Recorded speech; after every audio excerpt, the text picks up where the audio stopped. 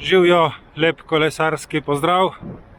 V tem oblačnem sobotnem dopoldnevu sem se odpravil na en ravninski krog. Vmes vam bom pa povedal nekaj o počeni špici na kolesu in kaj si mislim o kolesarski asistenci.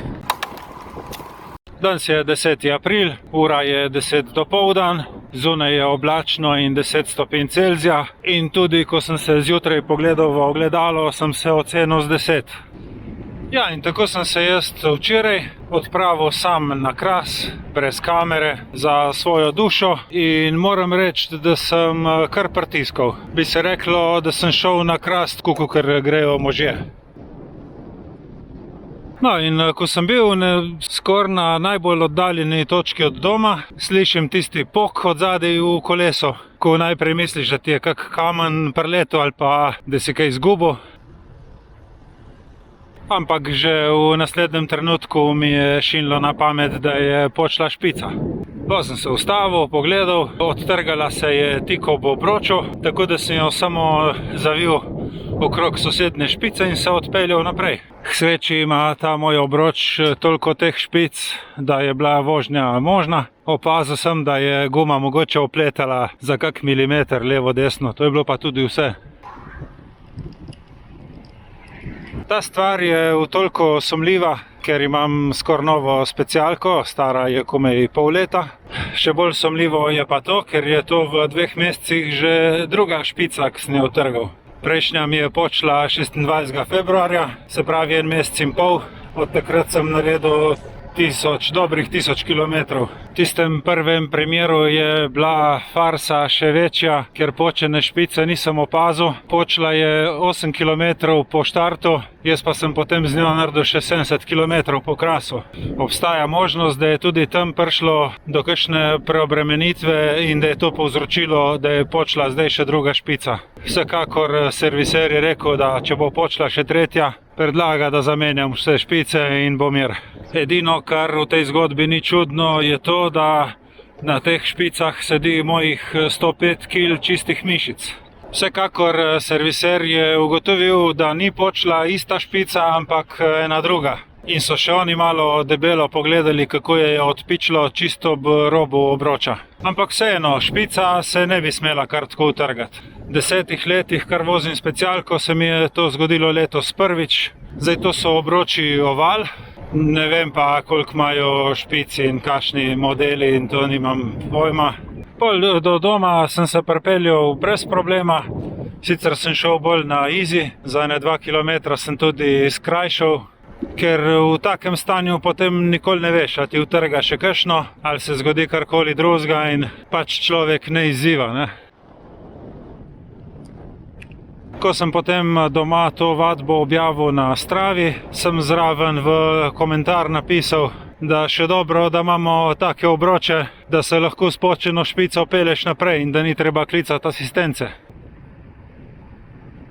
Na Stravi se je potem kmalu odzval en sledilec, ki je napisal, da bi bila tu dobra tema za predebatirati. In sicer te kolesarske asistence, če se splača, koliko jim zaupati, koliko je za prebrati drobnega tiska in teh raznih zavarovalniških fint. Odzval se je še eden drugi, ki je napisal, da AMZS ponuja kolesarsko asistenco.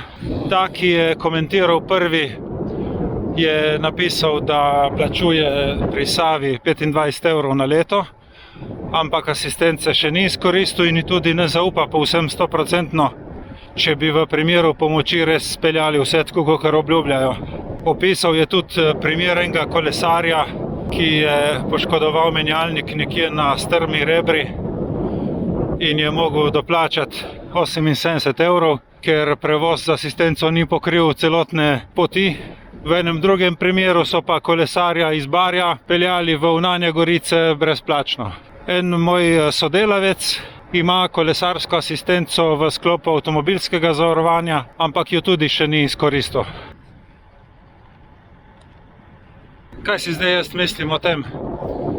A je 25 € dosti? Ni dosti. Plačaš, greš od doma na izlet in te ne briga, kaj se bo po poti zgodilo. A bom jaz tako asistenco kupil? Ne, ne bom. Zdaj, če računam, v 10 letih sem prevozil nekje med 50 in 60 tisoč kilometrov. Od tega sem asistenco rabil dvakrat. Prvič, prav tako malo od začetka, ko sem imel še trekking kolo in s sabo nisem imel pribora za menjavo zračnice, niti rezervne zračnice. Drugič pa v primeru, ko sem specialko šel v Ankaran in sem tam prebil plašč in zračnico. Bil je praznik, 25. junij, in se nisem imel na koga obrniti, ker je bilo vse zaprto, tako da sem pač klical na pomoč domov.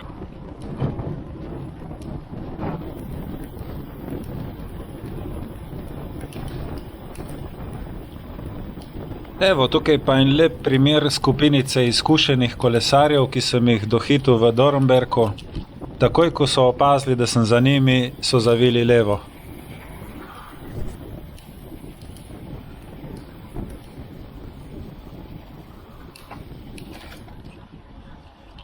Kadar jaz kolesarim, je moja asistenca doma v kuhinji in skrbi za naše gospodinjstvo.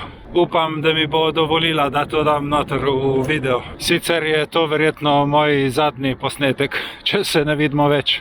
Skratka, hočem reči, da če kolo redno vzdržuješ, so potrebe po asistenci zelo, zelo redke in takrat verjetno lahko na pomoč pokličeš tudi koga drugega. S tem, da te nekdo od domačih ne bo nikoli lovil na drobni tisk. Zdaj, razen če je kdo še samski in brez prijateljev, potem pa je asistenca gotovo cenej.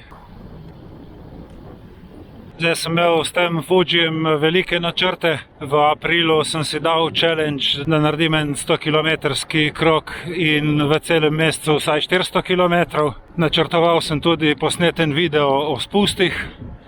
Ampak nič od tega, zaupanje med nama je porušeno, tako da nič, sem skočil na eno popolnoma ravninsko 50-tico, da vidim, kako se kolo obnaša, da spet pridobim malo zaupanja van. Vsi tisti velikopotezni načrti bojo pa še počakali za kak teden. Vsekakor, če bo počla še tretja špica, bom naredil točno tako, ko je predlagal serviser. Zamenjal bom vse, poleg tega pa bomo od zadaj namesto 25 gume dali 28, ki bo mogoče še malo bolj kompenzirala udarce na cesti. Zdaj, če ima kdo od gledalcev kakršnekoli izkušnje s počenimi špicami ali pa s kolesarsko asistenco, komot mi napišete v komentarje, lahko pa se tudi vključite v debato na Stravi, ki bom dal v opis še link od včerajšnjega kroga. Tako da kar vabljeni, vsaka izkušnja je dobrodošla tudi zame, ker o tem, ko vidite, ne vem kaj dosti.